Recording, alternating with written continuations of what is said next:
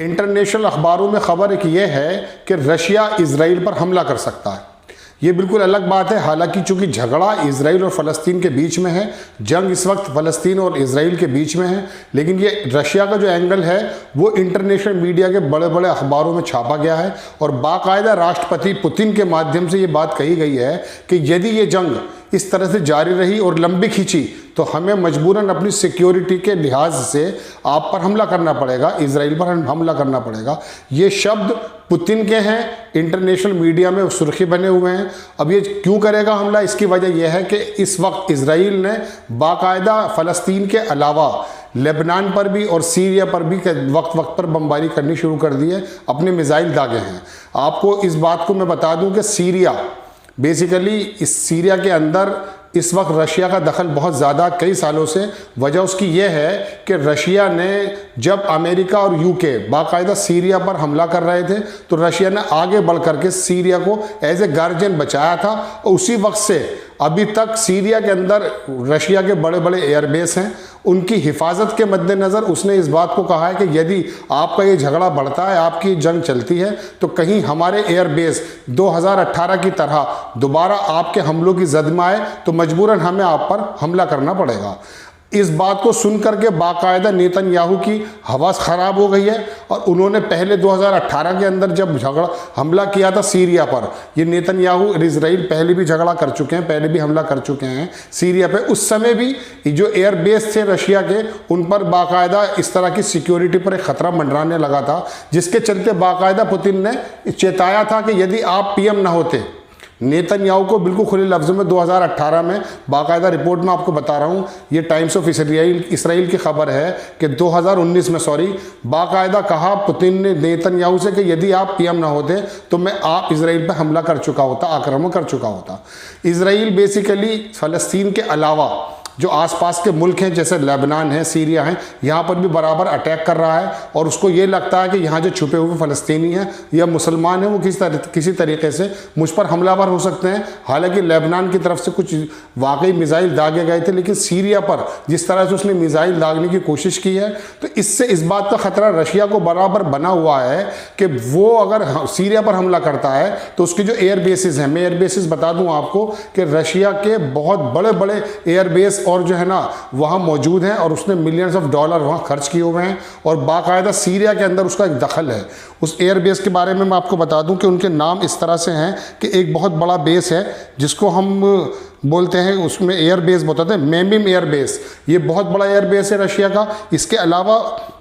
Russian का navy base भी है जो टार्टस के अंदर है। ये तो मैं आपको सिर्फ 2 बता रहा हूँ, जबकि 6 या 7 बड़े बड़े बेस बताए जाते हैं जहाँ रशिया का पूरा अमल दखल है और सीरिया के अंदर, और सीरिया भी उसको एज ए गार्जियन की तरह लेने लगा है 2018 से, जब अमेरिका ने बाकायदा सीरिया पर बमबारी की थी। इजराइल भी इसमें शामिल था और यूके भी इसमें शामिल था। उस वक्त रशिया ही आगे आया था और आगे आने के बाद उसने सीरिया को किसी तरह से तहफ़्फ़ुज़ दिया और वहाँ पर इन लोगों के दखल अंदाजी को बंद कर दिया। तो इसी वजह से रशिया को यह महसूस होता है कि यदि ये हमले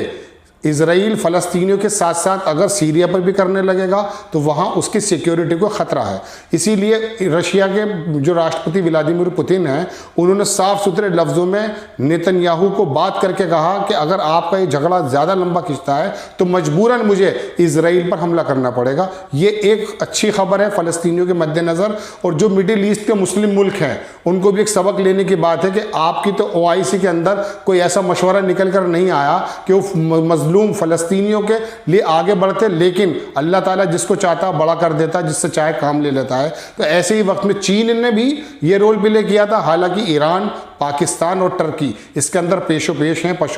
आगे आगे बढ़ते हैं, लेकिन उसके बावजूद रशिया का इस तरह का स्टेटमेंट आना बाकायदा अमेरिका के लिए भी और इजराइल के लिए भी एक बड़ा सबक है और डर भी है कि अगर मिसाल के तौर पर रशिया उसमें शामिल हो जाता है तो इस लड़ाई का जो रूप है वो बहुत दूर तक फैल जाता है। और जो मुस्लिम मुल्क हैं जो अभी तक चुप बैठे हुए हैं वो इसलिए चुप बैठे रहते हैं कि अमेरिका उन पर बैन न लगा दे, सैंक्शन न लगा दे। तो इस वजह से यदि रशिया इसके अंदर कूद जाता है तो एक इन मुस्लिम मुल्क में जो इस वक्त बुजदिली का बाकायदा मुजाहिरा कर रहे हैं और उनके बस की कुछ नहीं है, 57 मुल्कों की मीटिंग होने के बावजूद मजम्मत के अलावा उन्होंने कुछ नहीं किया। और उसके बाद यदि रशिया आ जाता है और फ़लस्तीन के मुसलमानों को भी राहत होगी, और उसमें वो जो मुसलमान मुल्क हैं जो डरे झुके बैठे, शायद सऊदिया की गैरत भी निकल जाए और वो उसके ऊपर इसराइल के ऊपर शाना बशाना हमला कर दे या उनके साथ हो जाए। तो रशिया की बहुत बड़ी खबर ये मैं आपको बता रहा हूँ कि रशिया, ये पूरे इंटरनेशनल मीडिया पे इस वक्त छाई हुई है।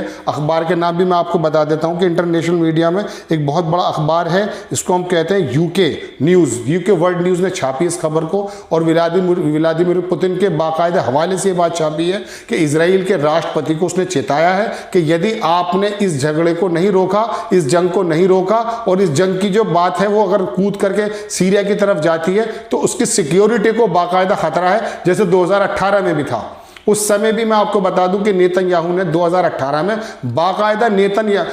इजराइल राष्ट्रपति पुतिन से विश्वास में लेकर कहा था कि अब मैं जो हमले इस पर करूंगा उसमें बहुत एहतियात रखूंगा, और मैं जो हमले कर रहा हूं सीरिया पे वो सिर्फ उन लोगों पे कर रहा हूं जो यहां पर आतंकवादी अड्डे बनाए हुए हैं। भविष्य में नेतन्याहू के शब्द मैं आपको बता रहा हूं जो बाकायदा 2018 में अखबार में छपे थे, उसी के बाद रशिया शांत बैठा था। नेतन्याहू ने बाकायदा विश्वास में लेकर रशिया को यह कहा कि अब अगर मैं हमले करता हूं तो मैं बहुत एहतियात रखूंगा, और आपके जो बेसिस हैं, जो एयर बेसिस हैं, जो नेवी बेसिस हैं, उनका ध्यान रखते हुए करूंगा। तब जाकर के रशिया शांत बैठा था। अब ये बात तो मैंने आपको बताया कि ये इम्कान पैदा हो गए कि रशिया शायद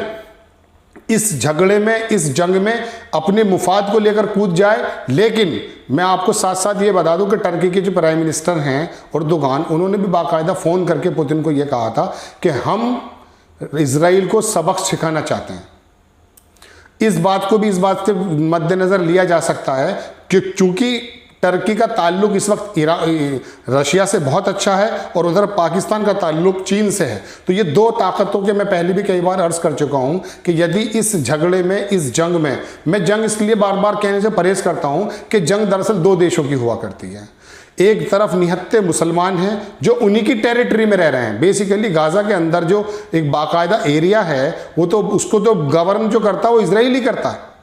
तो ये दो देशों के अंदर जब होता है, जब सीज फायर की बात की जाती है, जब जंग की बात की जाती है, ये तो सिर्फ एक तरफा जुल्म है, एक हमास के ऊपर, फ़लस्तीनियों के ऊपर और गाज़ा के ऊपर। और पूरे फ़लस्तीन पर भी नहीं, ये गाज़ा की एक छोटी सी पट्टी है, उस पर जुल्म बाकायदा ये कर रहा है इजराइल। तो ये जंग शब्द कहने से मैं बार बार परहेज़ करता हूँ, लेकिन उसके बावजूद भी ये जो तनाज़ा है इसको रुकने की उम्मीद इसलिए की जा सकती है, या अगर नहीं रुका इजराइल अगर नहीं रुकता है और इस जंग का रूप निकल करके सीमाओं से बाहर चला जाता है, चूंकि जैसे उम्मीद है कि इसने इसराइल पर, लेबनान पर और बाकायदा सीरिया पर जिस तरह से मिसाइल दागे हैं, उससे उम्मीद ये की जा सकती है कि रशिया इस बात का बहाना लेके, चूंकि रशिया जानता है कि ये अमेरिका का बहुत बड़ा इत्तेहादी है, रशिया इस बात को जानता है और पूरी दुनिया इस बात को जानती है कि इस वक्त इसराइल और अमेरिका पहले से ही एक सिक्के के दो पहलू हैं। तो उसको ये बहाना हो सकता है, या उसकी एक ज़रूरत भी हो सकती है, या उसकी एक मजबूरी भी हो सकती है कि वो सिक्योरिटी के लिहाज से जब उसको ये लगेगा कि सीरिया के अंदर इसने बमबारी की है और उसके एयर बेसिस खतरे में आ रहे हैं, या उसके वर्चस्व को किसी तरह से ठेस पहुंचती है, तो वो इजराइल पे हमला कर सकता है। ये बड़ी खबर है, जिस खबर सुनने के बाद नेतन्याहू ने भी कॉन्टैक्ट किया है इसराइल राष्ट्रपति पुतिन से, और उसने बाकायदा याद दहानी पहले की तरह दिलाई है कि किसी तरह से इसको हम कंट्रोल करेंगे। लेकिन इस लड़ाई का कोई रूप नहीं होता। लड़ाई जब होती है तो उसको इख्तिताम पर पहुंचने से किन मरहलों से गुजर जाए इस बात की कोई गारंटी नहीं होती। इजराइल इस समय बिल्कुल निरंकुश है, किसी की सुनने को तैयार नहीं है, और इस बात से उम्मीद की जा सकती है कि रशिया यदि इस लड़ाई के अंदर कूद गया तो इजराइल के बाकायदा पर काट जाएंगे, और मुसलमान मुल्क जो बैठे चुप हैं शायद वो भी सामने आ जाएंगे।